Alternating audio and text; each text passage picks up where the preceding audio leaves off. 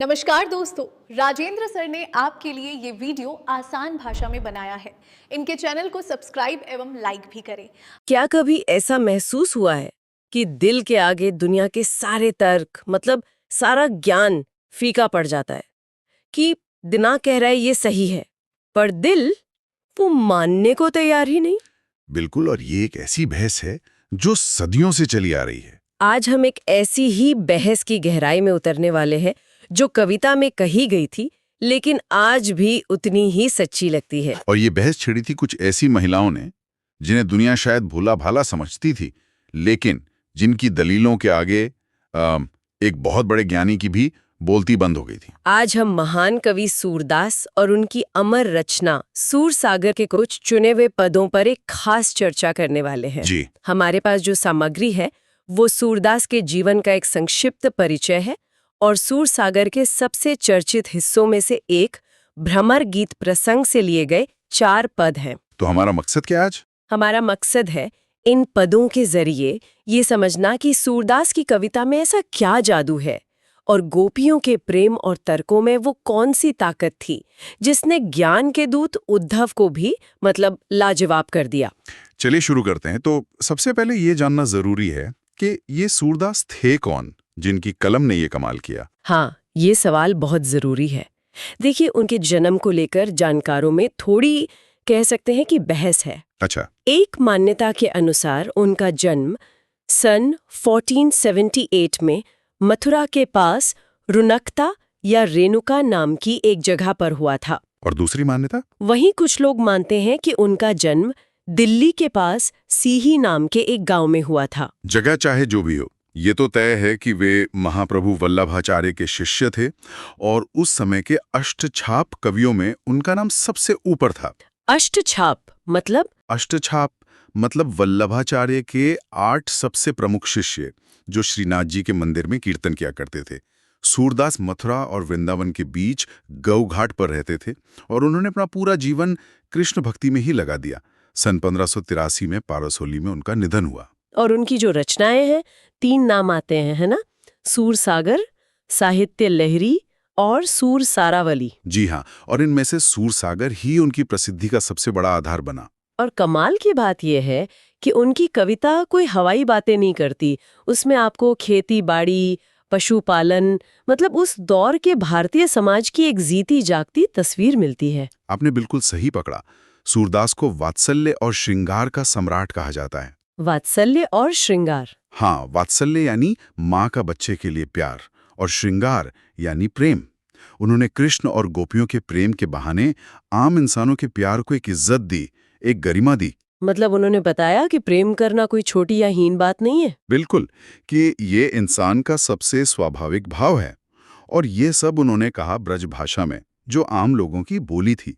लेकिन सूरदास के हाथों में आके वो इतनी निखर गई कि बड़े बड़े विद्वान भी हैरान रह गए। तो अब आते हैं उन 4 पदों पर जिनकी आज हम बात करने वाले हैं। ये सूरसागर के भ्रमर गीत से लिए गए हैं। इसकी पीछे की कहानी भी बड़ी दिलचस्प है। हाँ, हुआ ये कि कृष्ण गोपियों को वृंदावन में छोड़कर मथुरा चले गए और फिर लौटे ही नहीं। यहाँ गोपियां उनके इंतजार में तड़प रही थी।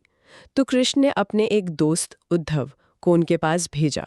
और उद्धव कोई ऐसे वैसे दोस्त नहीं थे, वो ज्ञान मार्गी थे। उन्हें अपने ज्ञान और योग पर बहुत बहुत भरोसा था। अच्छा। कृष्ण ने उन्हें भेजा कि जाओ, गोपियों को निर्गुण ब्रह्म का उपदेश दो, उन्हें समझाओ कि ये प्रेम व्रेम सब मोह माया है, असली चीज तो योग और ज्ञान है। उन्हें लगा कि इससे गोपियों का दर्द कम हो जाएगा। यानी वो एक तरह से इमोशनल प्रॉब्लम का लॉजिकल सॉल्यूशन देने गए थे। हाँ, बिल्कुल। और हम सब जानते हैं कि ये कितना काम करता है। बिल्कुल। गोपियों को ज्ञान का ये सूखा रास्ता जरा भी पसंद नहीं आया। वो तो प्रेम के रास्ते पे चलने वाली थी। उन्हें उद्धव का ये संदेश बकवास लगा। और तभी कुछ हुआ। हाँ, ठीक उसी समय जब ये बहस चल रही थी, वहां एक भौरा यानी भ्रमर उड़ता हुआ आ गया। बस गोपियों को एक बहाना मिल गया। उन्होंने भौरे को सुनाकर असल में उद्धव पर ताने कसने शुरू कर दिए। और यहीं से भ्रमर गीत यानी भौरे का गीत शुरू होता है। तो चलिए पहले पद से ही शुरू करते हैं, जहां गोपियां अपना पहला दाव चलती हैं। वो उद्धव से कहती हैं, ऊधो तुम हो अति बड़भागी। यानी उद्धव, तुम तो बड़े किस्मत वाले हो। सुनने में तो ये तारीफ लगती है, पर ये तारीफ है नहीं। ये तारीफ बिल्कुल नहीं है, ये तो जहर में डूबा हुआ ताना है। वो असल में कह रही हैं, तुमसे बड़ा बदनसीब कौन होगा। और वो आगे समझाती भी है क्यों। हाँ, वे कहती हैं कि अपरस रहत स्नेह तगातें, नाहिन मन अनुरागी। यानी तुम प्रेम के धागे से हमेशा अछूते रहे, तुम्हारा मन कभी किसी के प्रेम में डूबा ही नहीं। तुम कृष्ण के साथ रहते हो, जो प्रेम के सागर हैं, और फिर भी तुम सूखे के सूखे रह गए। और इसके लिए जो वो मिसालें देती हैं वो तो कमाल की हैं। पहली मिसाल है पुरनी पात रहत जल भीतर, तारस देह न दागी। इसका मतलब? जैसे कमल का पत्ता रहता तो पानी के अंदर है, लेकिन पानी की एक बूंद भी उस पर अपना दाग नहीं छोड़ पाती। वो हमेशा चिकना और सूखा रहता है। तुम भी ठीक वैसे ही हो। क्या बात है। और दूसरी मिसाल तो और भी जबरदस्त है। ज्यों जल माह तेल की गागरी, बूंद न ताकों लागी। तेल की गगरी? हाँ, जैसे तेल से चुपड़ी हुई मटकी को अगर पानी में डुबो भी दो तो भी पानी की एक बूंद उस पर ठहरती नहीं, वो फिसल जाती है। गोपियां कह रही हैं कि उद्धव, तुम्हारा स्वभाव ही इतना चिकना है कि तुम पर प्रेम का असर हो ही नहीं सकता। तुम प्रेम से इम्यून हो। तो ये सिर्फ ताना नहीं है, इसमें एक तरह का अफसोस भी छिपा है। बिल्कुल। जैसे वो कह रही हो, उद्धव तुम्हें अंदाजा भी नहीं है कि तुम क्या खो रहे हो। बिल्कुल। और फिर वो सीधे सीधे कहती हैं, प्रीति नदी में पांव न बोरियो, दृष्टि न रूप परागी। तुमने तो प्रेम की नदी में कभी पैर तक नहीं डुबोया, तुम्हारी नजर ने कभी किसी की सुंदरता की तारीफ ही नहीं की। और फिर इस पद के अंत में वो अपनी हालत बताकर इस तुलना को पूरा करती हैं।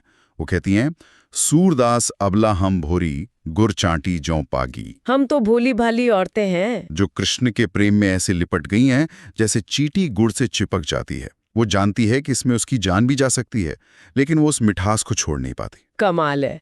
मतलब एक तरफ तेल से चुपड़ी गगरी है जिसपे पानी नहीं ठहरता, और दूसरी तरफ गुड़ में लिपटी चींटी है जो खुद को अलग ही नहीं कर सकती। दो अलग दुनियाएं। ज्ञान और प्रेम का टकराव यहीं से शुरू हो जाता है। ये पहला राउंड था जिसमें गोपियों ने व्यंग से उद्धव के ज्ञान की हवा निकाल दी। बिल्कुल। अब दूसरे पद में माहौल थोड़ा बदलता है। व्यंग की जगह अब दर्द ले लेता है।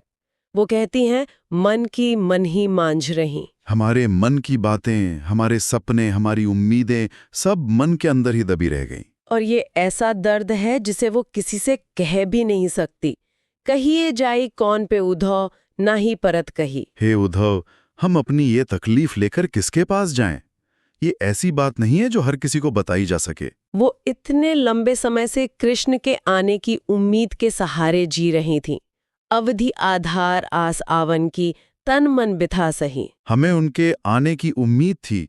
इसी एक आसरे पर हम इतने समय से शरीर और मन का हर दुख सह रही थीं। और अब तुम्हारे इस योग के संदेश ने क्या किया?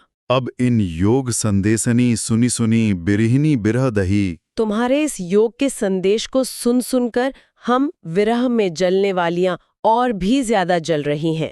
ये संदेश तो आग में घी डालने जैसा है। यहाँ पर गोपियों का दर्द बहुत तीखा हो जाता है ना? बहुत ज्यादा।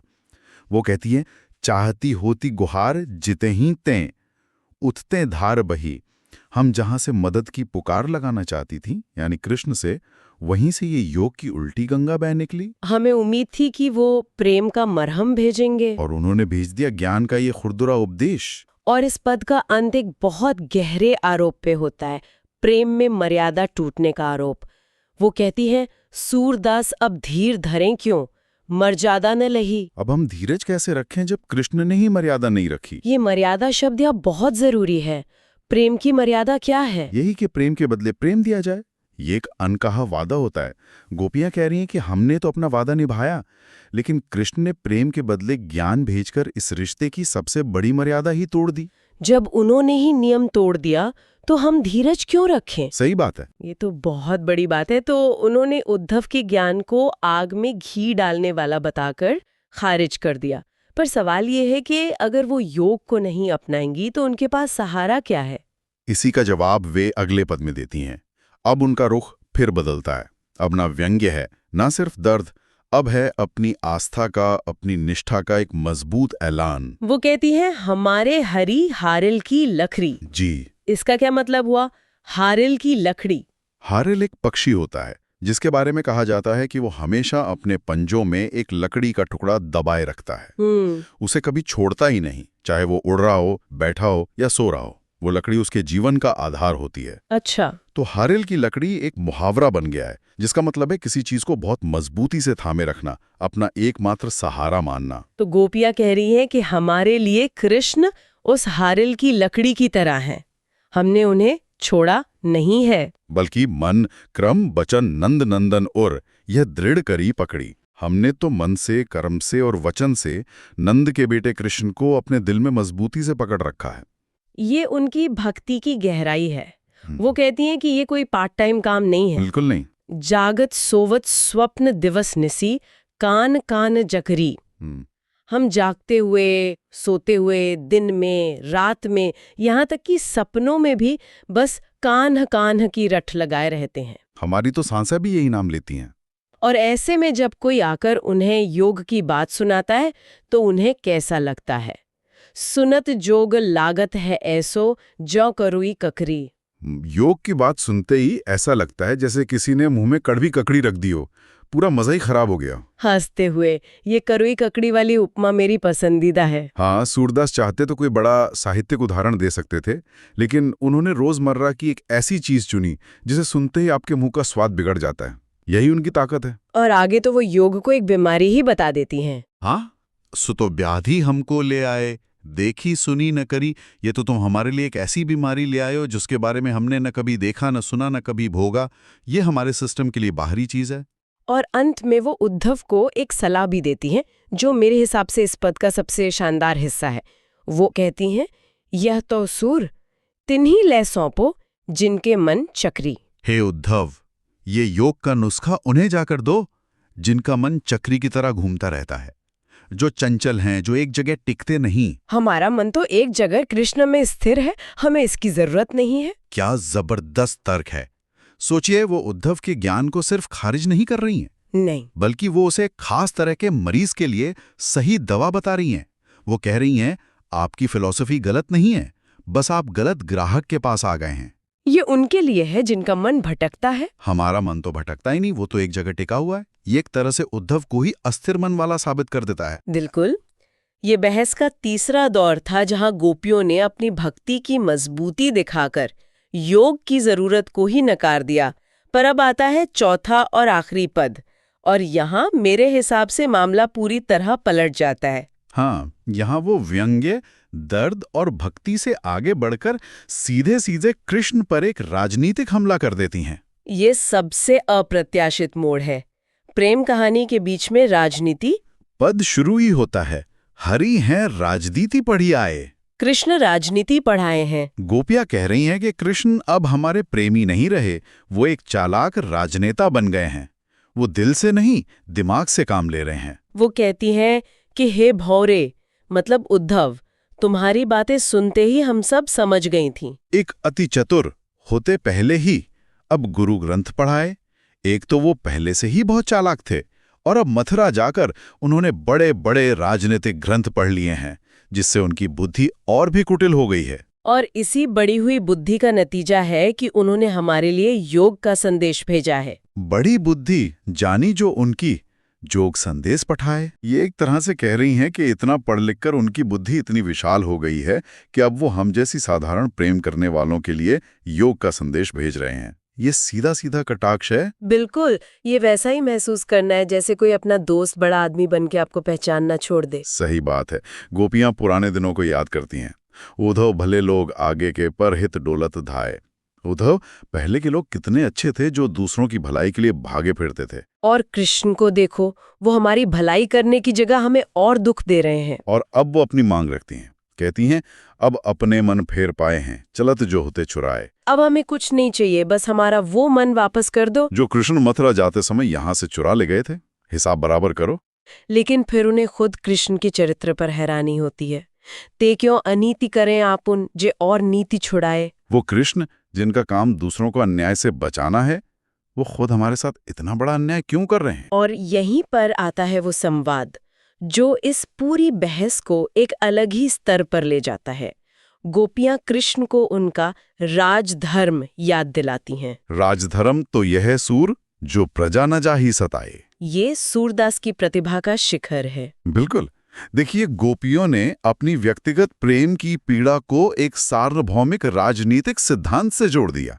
वो कह रही हैं, ठीक है, तुम अब हमारे प्रेमी नहीं राजा हो, तो फिर राजा का धर्म निभाओ। और राजा का धर्म तो यही होता है कि उसकी प्रजा को सताया ना जाए। तुम हमें अपने प्रेम में तड़पा कर एक राजा के तौर पर अपने सबसे बुनियादी धर्म का पालन नहीं कर रहे हो। ये चेक और मेट वाली स्थिति है। उन्होंने कृष्ण को उन्हीं के बनाए खेल में फंसा दिया। तो इन चारों पदों की यात्रा को देखें तो कमाल की लगती है। शुरुआत होती है व्यंग्य और तानों से, फिर आता है गहरा दर्द और शिकायत, उसके बाद अपनी भक्ति का दृढ़ विश्वास, और अंत में एक सीधा राजनीतिक आरोप और राजधर्म की याद। बिल्कुल। इन पदों में सबसे खास है गोपियों की हाजिर जवाबी, उनका बात करने का हुनर।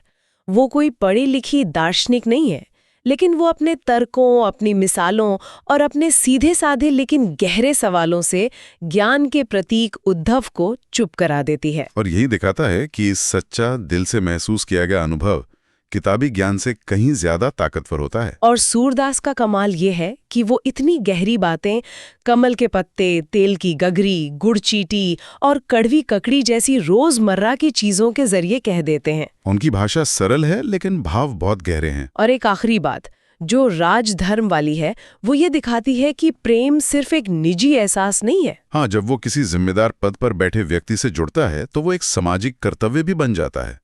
गोपियों ने अपने प्यार को कृष्ण के राजधर्म से जोड़कर उसे एक बहुत बड़ा आयाम दे दिया। तो कुल मिलाकर सूरदास गोपियों के जरिए हमें बताते हैं कि प्रेम और समर्पण सिर्फ भावनाएं नहीं है, उनमें एक तर्क, एक ताकत और एक अधिकार भी छिपा होता है, जो बड़े बड़े ज्ञान और सत्ता को भी चुनौती दे सकता है।